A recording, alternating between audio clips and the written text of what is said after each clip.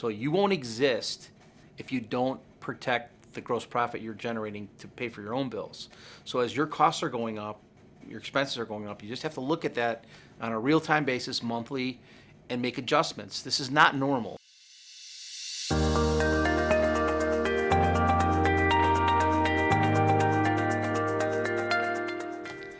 Hi, it's Joe Priola again with Coveted Financial Services, and we're here today to share another concept that we need to discuss, which is stagflation.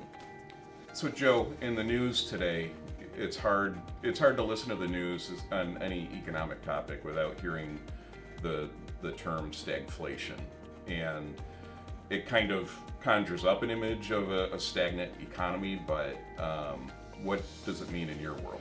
So we haven't had stagflation for almost 40 years, and so us that are a little bit older, we kind of remember it a little bit as kids, but it means like an oxymoron. It means prices are high, continue to go high, and consumption will slow, right? But the prices would normally come down because consumption is coming down, and it's stubbornly not. So that is stagflation in a nutshell. So that's what we have to deal with, and the scary part is this could last for years. In past, the way they fix it is run us into a recession, and then typically once you're in recession, they can cure that in about a year, right? But this stagflation could linger for a while, and how do we deal with that? It almost feels like economic COVID. You know, it's there, but we don't quite know how to. We know how to control it a little bit, but we don't know how to get rid of it.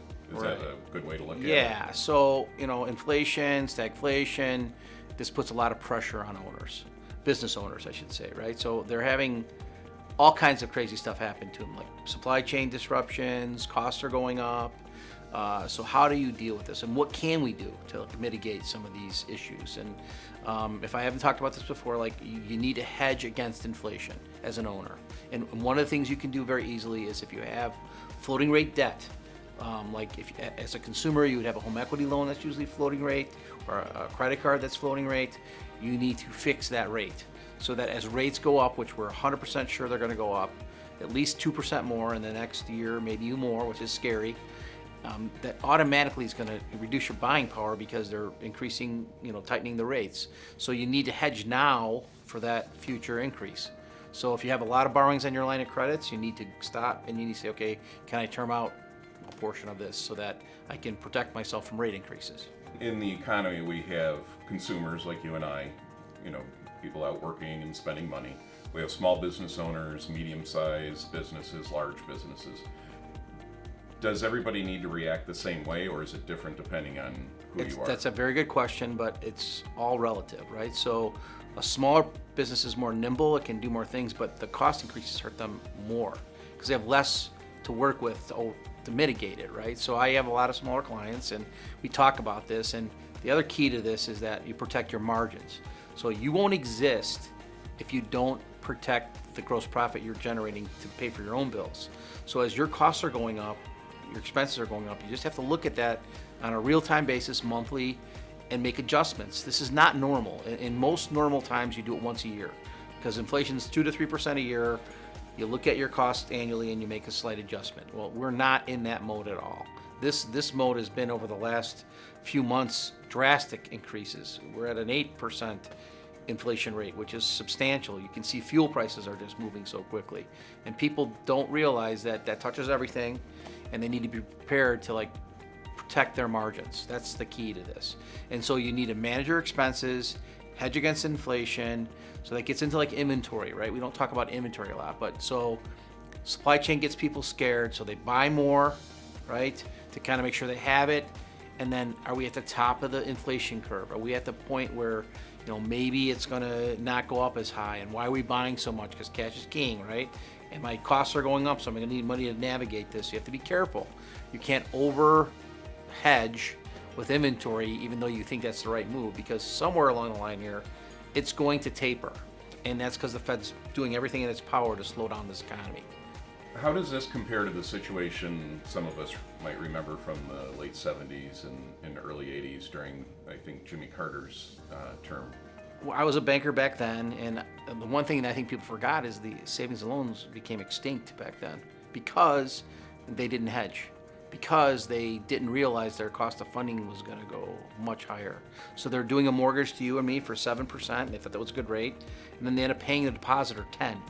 When you pay a depositor 10 and you're earning 7, you're inverted, your yield's inverted, and you're going out of business. So, but back then, interest rates were very high, like prime was in the teens, mid-teens, upper teens. Gas prices were high relative to where we're at because of the oil embargoes and those kinds of things. People don't realize this, that they want employment to shrink a little bit because there are so many jobs open, not enough workers. It's driving up labor costs, right, faster than we'd like it to happen, because labor costs stick. Unlike a piece of lumber that may go up to $10 a board because of supply chain issues, the board doesn't know its value. It's a piece of wood, and it's affected by supply and demand, right? It'll come back down to some mean, like some level of value, where an employee who now makes $5 more an hour, he's not going to want to lower his price down by $5 an hour, where the board doesn't know any better. It's basically just a reaction to a supply and demand. Bottom line, if somebody said, Joe, what are 3 things that I need to do to deal with our current situation, ride out the storm, what would you tell them? You need to hedge. You need to hedge your interest rates because you're running out of time. So if they're telling you the rates are going up, if you don't do this quickly, you're going to miss the boat, basically. Secondly is watch your margins. Please protect your gross profit margins. It's the core that gives you sustainability to be in business. And then you just have to watch your expenses. You have to, wherever you can manage it, you need to manage it, and you need to be transparent with your clients and not like just say we're raising prices because we want to make more money. We're raising prices so that we can exist as a vendor. We're not trying to do this to make more money because we can't. There's a lot of pressure on people to keep prices low, and their margins are getting smashed, and they could go out of business. People following those 3 steps, they should probably plan to follow that for the next 2 years? It's a tough question to answer, but you better be testing it every month and on an ongoing basis. As the government raises the rates and things start to slow down over time, you'll be able to not manage it every month, but right now you can't not do that. You have to manage it every month because it's changing too quickly. What are you offering your clients right now to help them?